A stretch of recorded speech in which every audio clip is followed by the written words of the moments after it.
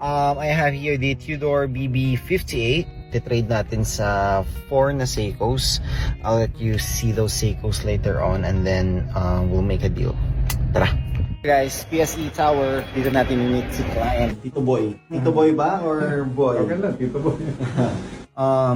Clasp okay, no scratches. We have here the card, serial number, October 10. Links are here, extra links. Okay. If you have a big wrist, Ano yung suot? the tag. Baby. This is Seiko SPB 147. Kaya ko siya sinuot sir para mapakita ko rin sa inyo. Very nice. Ito premium siya sir. Yeah. Seiko. So I'm this one we're selling it for 38. So sapphire dome crystal din siya, diverse watch. Yung silicone niya, sobrang gandang silicone na rin yan. Yeah.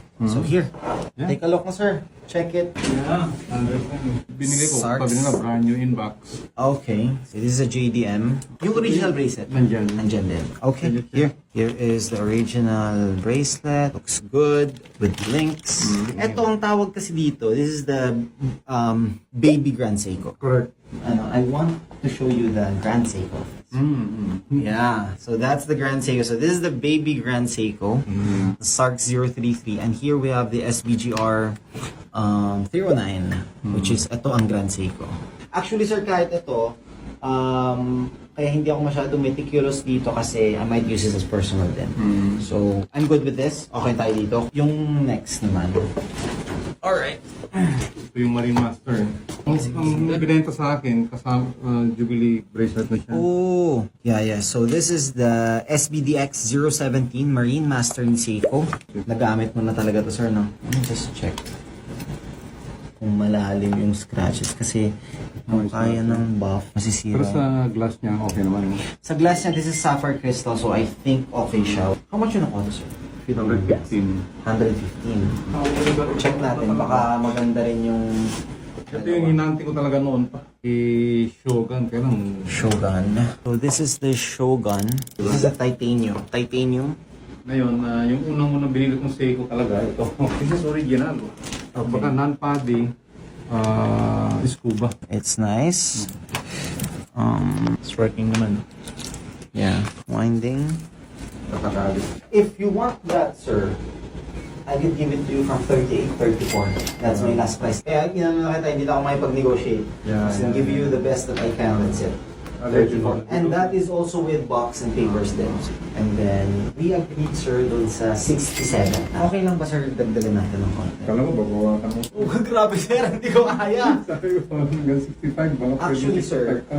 if consider ko tong gas-gas, mababawasan kasi agad po ng around 5 to 10K.